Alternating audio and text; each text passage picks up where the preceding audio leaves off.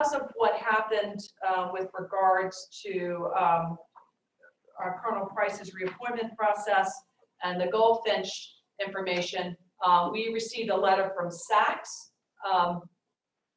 that essentially asking us to address, it's considered, we've been requested to address what's considered unsolicited information. And the 5 Sachs COC standards that we have to address deal with 4.1, which is a core standard. So that's actually, in the Sachs world, your core standards are really, they take a higher level of importance, and that deals with our governing board. We have to address standard 4.2, which is the standard is the governing board has an appropriate and fair process for the dismissal of a board member. We have to address 4.3F, which is the governing board protects institutions from undue influence by external persons or bodies. We have to address standard 4.2.G, which deals with the standard reads the governing board defines and regularly evaluates its responsibilities and expectations. And then the last standard we have to address relates to the fact that the institution takes reasonable steps to provide a healthy, safe, and secure environment for all members of the campus community. And we have to address these standards as though we're at the 10-year review. That's a very intensive process. In addition, there's an additional complexity. We have to address them within the context of where the challenge arose. And that has to do with the Goldfinch situation with Colonel Price. And so Dr. Karen Ruth and myself are going to be working on that response. That response from the institution is due at the end of October. And then we will hear that most likely we will hear back from the board when they meet in December as to whether or not they accept that. Note, as said, if you'll notice, looking at our 5th year report, 13.8 was the one in which we had to provide a follow-up.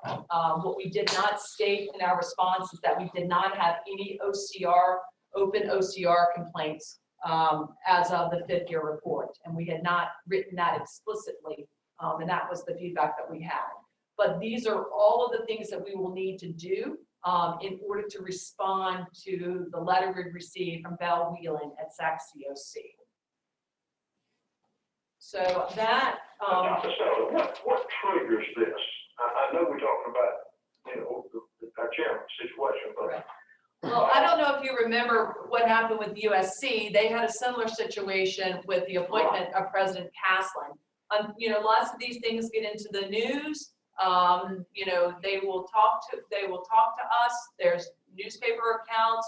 So Sachs is responsible for monitoring what goes on at all of their institutions. And when they become aware of these things, and I will tell you, I've attended a number of professional development opportunities, and undue political influence is something that catches the attention of all of our regional accrediting presidents. They take that particularly serious, and interestingly enough, the board is responsible for protecting the institution from undue political influence. That is the responsibility of the board, to protect the administration and the operation of the college from undue political influence.